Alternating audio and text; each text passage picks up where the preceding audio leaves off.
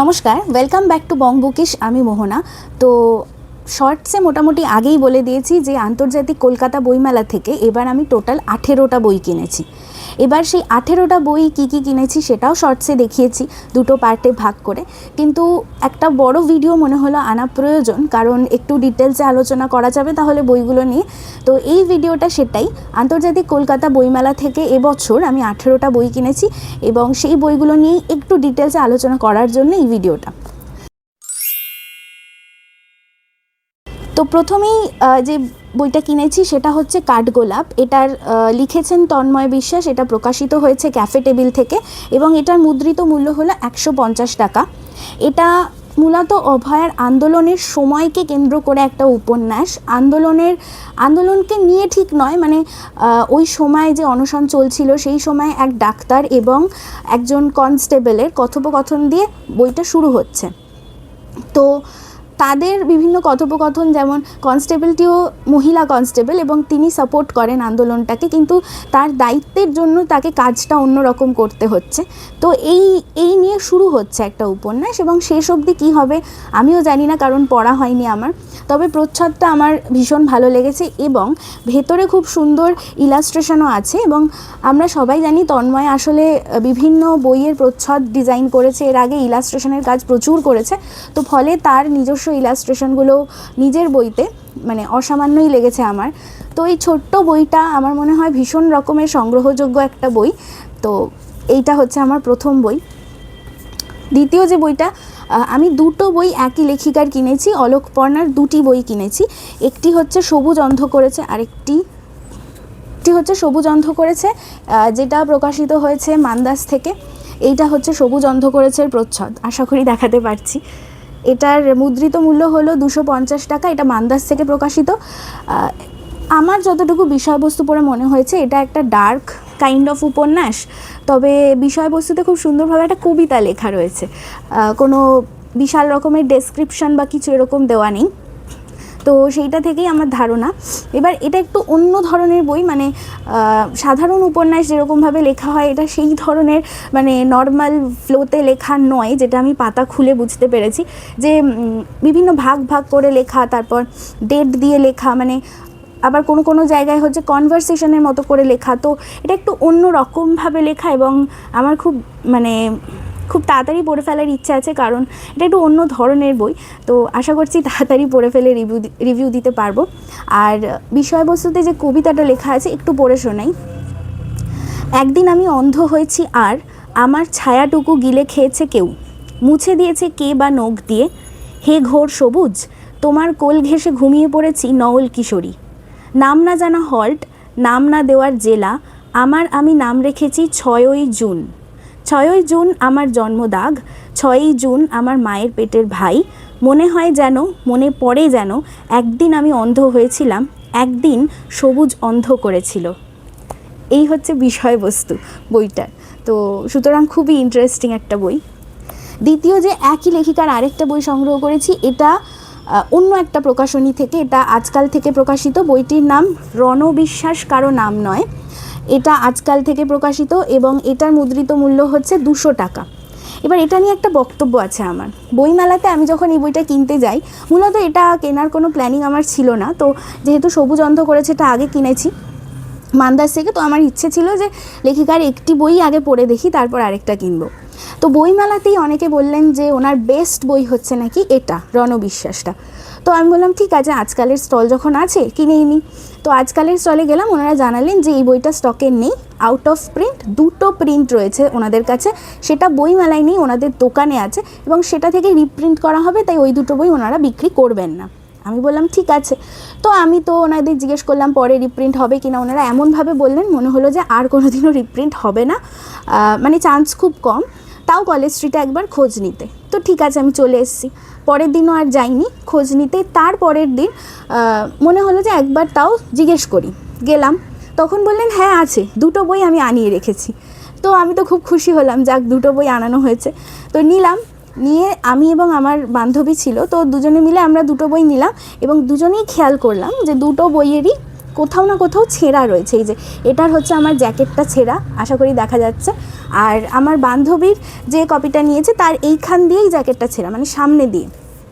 তো আমরা বললাম, ওনারা জানালেন যে এর থেকে ভালো কপি আর নেই, আর সব কটারই মোটামুটি এই অবস্থা, আর বেশি প্রিন্টও নেই, তো ফলে নিলে এটাই নিতে হবে, অথবা ভালো প্রিন্ট পাওয়ার চান্স কম। তো আমরা সেই জন্য নিয়েছি বইটা, কারণ অ্যাটলিস্ট পড়তে তো পারবো এটার জন্য। আর একটা জিনিস ওনারা বললেন, সেটা হচ্ছে যে বইটা মাত্র 14-15 কপি বিক্রি হয়েছে, তাই জন্য মানে বইটা আর ছাপানোর ওনাদের ইচ্ছে ফিচ্ছে নেই, মানে এরকমই একটা মানে বক্তব্য রাখলেন। এবার জানি না বইটা পরবর্তীকালে আর রিপ্রিন্ট হবে কি না, কিন্তু এই কথাটা আমার খুব বিরক্তিকর লাগলো যে 14-15 প্রিন্ট মাত্র বিক্রি হয়েছে, অথচ আমি ফেসবুকে অনেককে দেখেছি এই বইটা পোস্ট করতে। সুতরাং কী করে মাত্র 14-15 প্রিন্ট বিক্রি হয় জানি না। যাই হোক, তো এই হচ্ছে ব্যাপার। এই বইটা হয়তো আর খুঁজলেও পাওয়া যাবে না, বাট এটা আমি পেয়ে গেছি খুব মানে ভাগ্যক্রমে। এবার এটার ভিতরের যে বিষয়বস্তুটা, মানে মলাটে যেটা লেখা রয়েছে, সেটা একটু পড়ে শোনাই।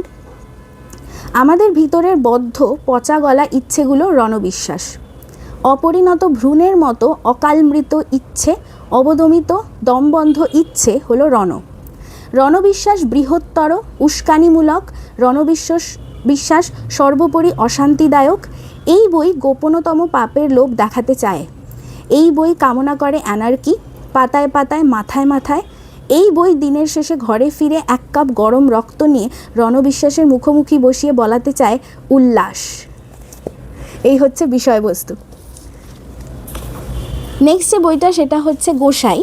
এটা খোয়াবনামা থেকে কিনেছি এবং লেখকের সই সহ কিনেছি।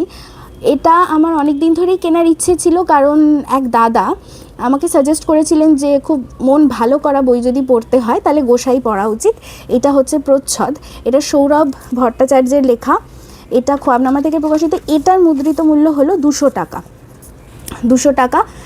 এবং এটার ঠিক বিষয়বস্তু আলাদা করে কিছু লেখা নেই, তবে খুলে আমি যা বুঝেছি সেটা হলো যে বিভিন্ন বাউল কেন্দ্রিক, ফোক সং কেন্দ্রিক ছোট ছোট গল্প, এবং সেইগুলোই হচ্ছে মেন। মানে এটা কোনো উপন্যাস কিন্তু নয়, ছোট ছোট গল্প। এবার জানি না প্রত্যেকটা কানেক্টেড কিনা, যদি প্রত্যেকটা কানেক্টেড হয় এবং একটা উপন্যাসই হয় শেষমেশ, তাহলে অবশ্যই রিভিউতে আমি বলবো, কিন্তু যতদূর মনে হচ্ছে ছোট ছোট গল্প। দেখা যাক এবার পড়ে কেমন হয়। নেক্সট যে বইটা, সেটা হচ্ছে অয় অজগর আসছে তেরে। এটাও আজকালের স্টল থেকে নেওয়া, অনির্বাণ বসুর লেখা। এটার মুদ্রিত মূল্য হচ্ছে 130 টাকা। এটা হচ্ছে প্রচ্ছদ। এটা মূলত গল্প সংকলন, এবং গল্প সংকলন মানে ওনার এর আগেও একটা গল্প সংকলন আমি পড়েছিলাম, যেটা হচ্ছে যারা কয়েদখানায় ঢুকে যায়। তো উনি মূলত সামাজিক ও রাজনৈতিক গল্প সংকলন লিখে থাকেন। এটাও তার মানে অন্য কিছু নয়, এটাও একই ব্যাপার। আর বিষয়বস্তুটা একটু পড়ে শোনাই। গল্পের শেষে চমক থাকতেও পারে, না থাকতেও পারে, যদিও সেসবই আসলে গল্প, কিংবা অন্যভাবে বললে প্রতিটি গমনাগমনই প্রকৃত প্রস্তাবে একটি গল্প হয়ে উঠতে পারে। তেমনি অগম্য যে কোনো পথই নির্মাণ করতে পারে ভিন্নতর আর এক আখ্যান। এই সংকলনের গল্পগুলি কোনো নির্দিষ্ট সমতায় রক্ষিত নয়, বিপরীতে বহুবিধ ভাঙচুরে চুরমার। কোনো নৈরাজ্যের ভাঙাচোরা ব্যাপার স্যাপার নয়, বরং অনেক বেশি ভেঙে গড়ার প্রকৌশল। সেই সব কুশলী আখ্যান এক্ষণে, অতএব পাঠক আপনার অপেক্ষায়। এই হচ্ছে বিষয়বস্তু। ছোট্ট বই, তবে আশা করি খুব পাওয়ারফুল একটা বই। এরপর যে বইটা কিনেছি সেটা তবুও প্রয়াস প্রকাশনী থেকে। এটা হচ্ছে মুক্ত ও পরমেশ্বর। এটা লিখেছেন দেবর্ষী সারোগী। এখানে দুটো উপন্যাস আছে, উপন্যাসিকাও বলতে পারেন, উপন্যাসও বলতে পারেন। এটার মুদ্রিত মূল্য 250 টাকা। মূলত এর সেকেন্ড যে উপন্যাসটা আছে সেটা থেকেই আমি এটা কেনার জন্য মানে পাগল হয়ে উঠেছিলাম। সেকেন্ড উপন্যাসটা সম্বন্ধেও বলছি, প্রথমটার সম্বন্ধেও বলছি।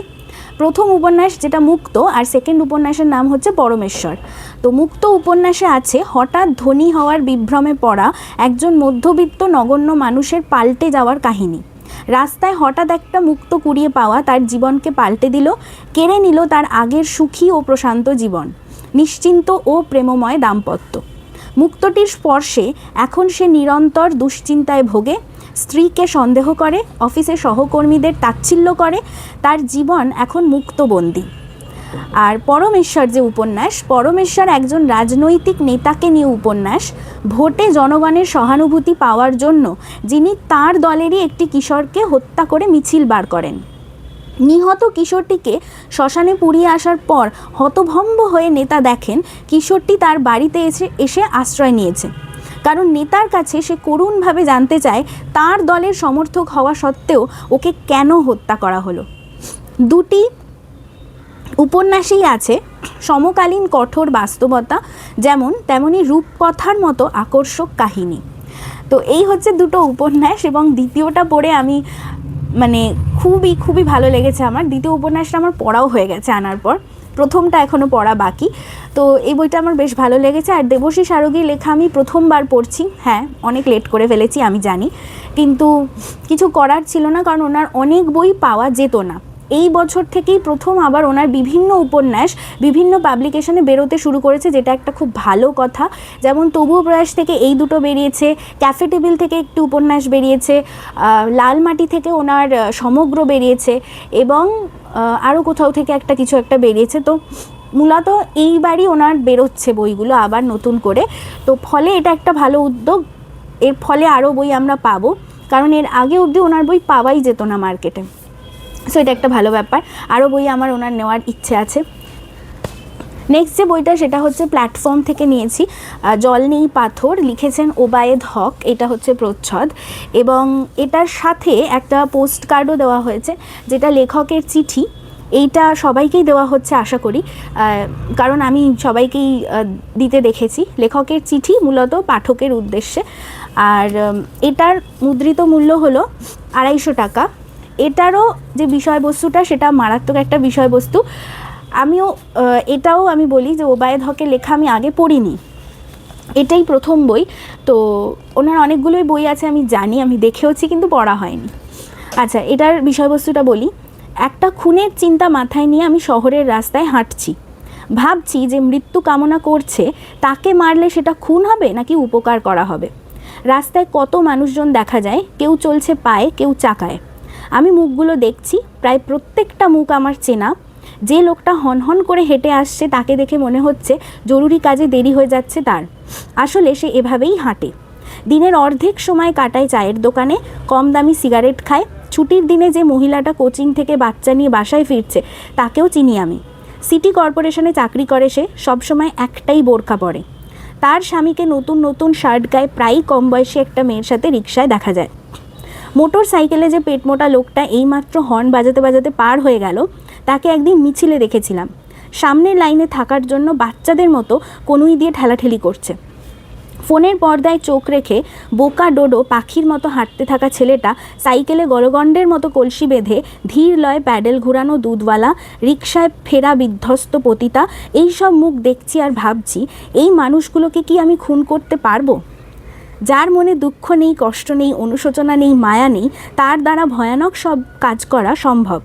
যতই ভাবছি ততই নিজেকে খুব বিপজ্জনক মনে হচ্ছে। এইটা হচ্ছে বিষয়বস্তু।